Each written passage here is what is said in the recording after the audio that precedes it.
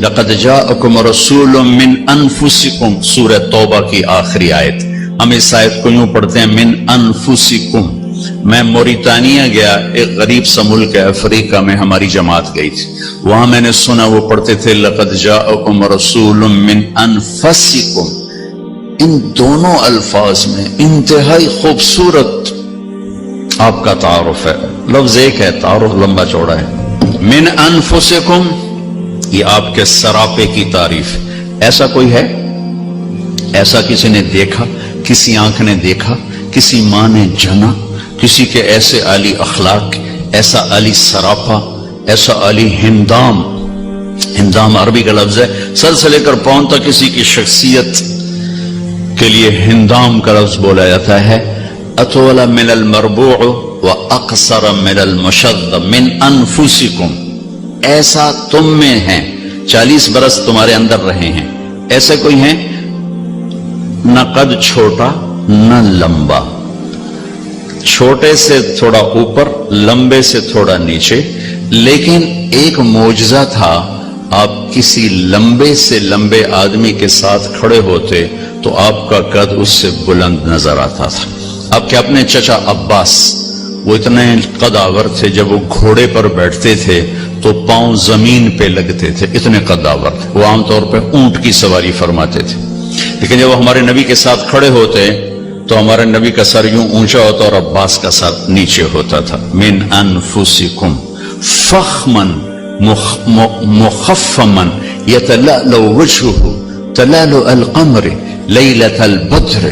آپ بڑے وقار والے، بڑی ہیبت والے، اور آپ کا چہرہ چمکتا تھا جسے 14ویں رات کا چاند چمکتا ہے. عظیم الہامہ، سر بڑا. رجل الشعر، گھنگریالے، نیم گھنگریالے بال. افریقن کی طرح نہیں، ایسے ایسے ایسے جیسے ہلکی ہواؤں سے پانی کی موجیں بنتی ہیں، ایسے آپ کے نیم گھنگریالے بال. شدید سواد الشعر، سیاہ کالے بال. داڑھی سر میں 20 سفید بال آخری عمر تک. ان فرقت عقیقتہ فرق والا فلا. یہ مانگ کبھی نکالتے تھے کبھی نہیں نکالتے تھے. یجاوز شعرہ شحمت اذنیہ، بال آپ کے کانوں کی لو تک تھے.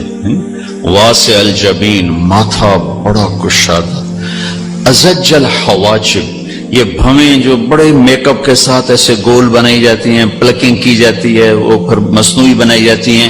میرے نبی کے اللہ نے کماندار بھویں بنائی تھی، ایسے گولائی میں یہاں تک لمبی، من غیر قرن. یہاں بال نہیں تھے اس جگہ، یہاں بال ہوں تو کمی آتی ہے خوبصورتی میں. یہاں ایک رگ تھی خاموش. جب آپ کو غصہ آتا تھا تو ایسے ایسے حرکت کرتی تھی، چونکہ آپ غصہ پیتے تھے، اظہار نہیں ہوتا تھا، لیکن چہرے پر اس کا جو ریاکشن آتا تھا یہاں ٹک ٹک ٹک ٹک ہوتی تھی، جس سے صحابہ کو اندازہ ہوتا تھا کوئی ناگواری پیش آئی ہے. اہدب، یہ پلکیں بڑی دراز. ادعج، آنکھیں بڑی موٹی. اشکل، موٹائی کے ساتھ لمبی اور اس میں سرخ ڈورے. احور، سفیدی سفید پتلی سیاہ. اکحل، بغیر سرمے کے سرما لگی ہوئی آنکھ.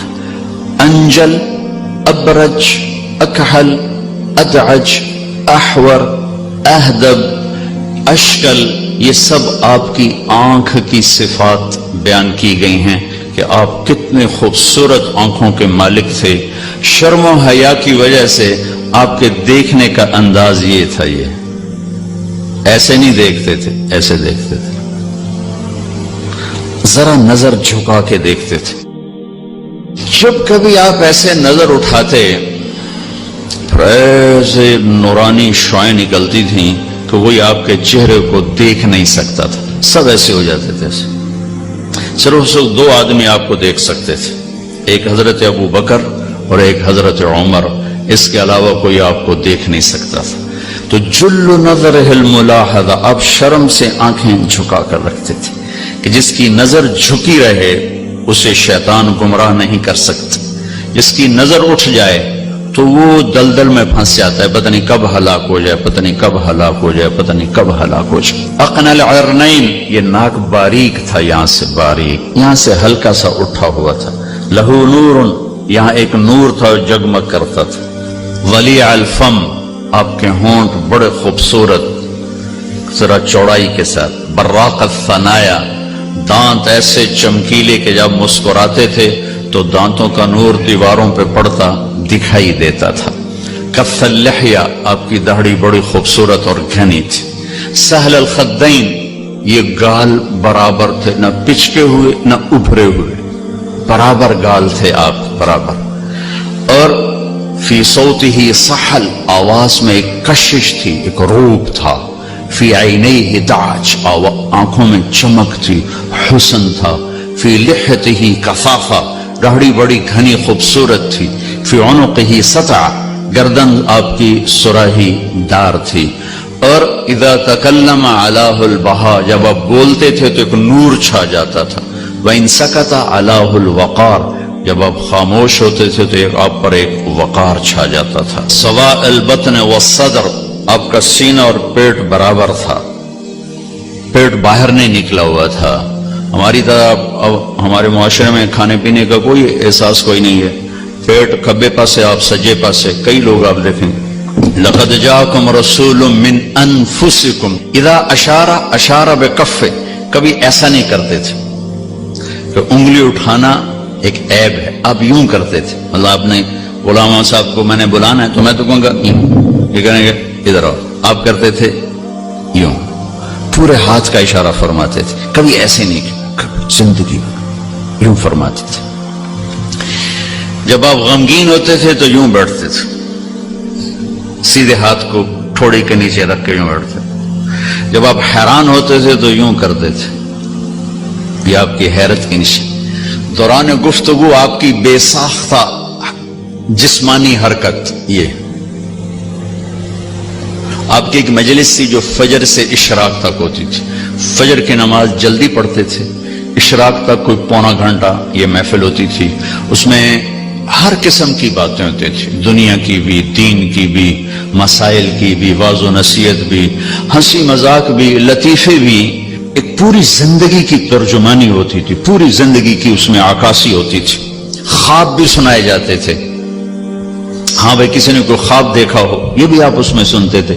ریلیکس محفل ہوتی تھی۔ یہ جو تکلفات عجم ہیں انہوں نے دین کو بڑا اوکھا کر کے ہمیں دکھایا ہے۔ اگر آپ عرب کی زندگی دیکھو گے تو اسلام دین فطرت ہے، فطرت کی آواز کا نام اسلام ہے، تکلفات عجم کا نام اسلام نہیں ہے۔ اللہ نے اپنے نبی کو عربوں میں بھیجا جو انتہائی بے تکلف تھے، جن میں سادگی کوٹ کوٹ کے بھری ہوئی تھی۔ پھر جب یہ عجم میں اسلام آیا تو اس میں اسلامی رنگ پر عجمی رنگ غالب آیا، تو ہم نے بے شمار پیچیدگیاں خود کھڑی کی ہوئی ہیں جن کا اسلام سے دور تک کوئی تعلق ہی کوئی نہیں۔ تو آپ کی محفل میں ہنسی مذاق بھی ہو رہا ہے۔ ایک صحابی ہیں، ان کا نام ہے اسید بن حضیر۔ یہ کس پائے کے آدمی تھے؟ جب آپ فتح مکہ کے لیے انٹر ہو رہے تھے مکہ میں تو آپ کا لشکر کا جھنڈا تھا سعد بن عبادہ کے ہاتھ میں، اور آپ کے ساتھ 5000 کا لشکر تھا، باقی 5000 آگے جا چکے تھے۔ تو آپ کے رائٹ سائڈ پر تھے ابو بکر صدیق، اور آپ کے لیفٹ پر تھے اسید بن حضیر، اور آپ کے پیچھے تھے اسامہ بن زید۔ یہ اتنے بڑے آدمی ہیں صحابہ میں کہ مکہ میں داخل ہوتے ہوئے ابو بکر رائٹ اور اسید لیفٹ۔ یہ اسید اللہ کے نبی کی محفل میں لطیفے سناتے تھے اور صحابہ ہنستے تھے، آپ بھی ہنستے تھے، آپ کو اپنی ہنسی پہ کنٹرول تھا، لیکن صحابہ کھل کے ہنستے تھے، آپ منع نہیں فرماتے تھے۔ اس میں آپ دوران گفتگو یوں کیا کرتے تھے، ایسے کرتے تھے۔ اب محفل میں پاؤں نہیں پھیلاتے تھے، کتنی دیر تک محفل ہو اب پاؤں نہیں پھیلاتے تھے، پاؤں سمیٹ کے رکھتے تھے، چوکڑی مار کے بیٹھتے تھے۔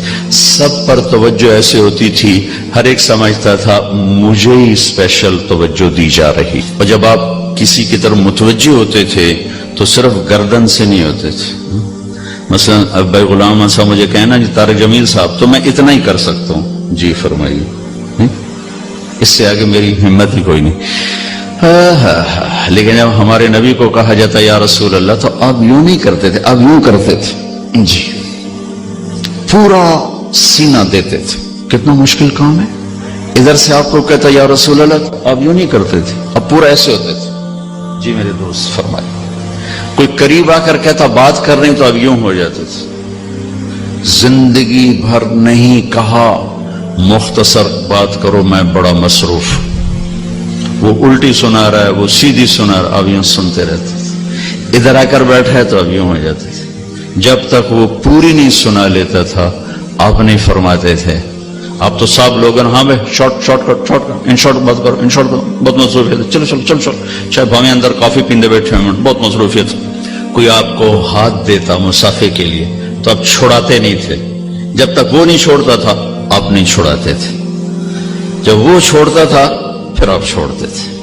جب آپ چلتے تھے تو تھوڑے سے کندھے جھکا کے چلتے، ایسے نہیں چلتے تھے، یہ تکبر کی نشانی۔ اب تھوڑا سا ایسے چلتے تھے، تھوڑا سا کندھا آپ کا جھکا ہوتا تھا، اور آپ کے پاؤں کا فاصلہ، قدم کا فاصلہ لمبا نہیں ہوتا تھا، چھوٹا پاؤں ہوتا تھا، اور اس میں تیزی تھی، زمین آپ کے لیے سکڑتی تھی۔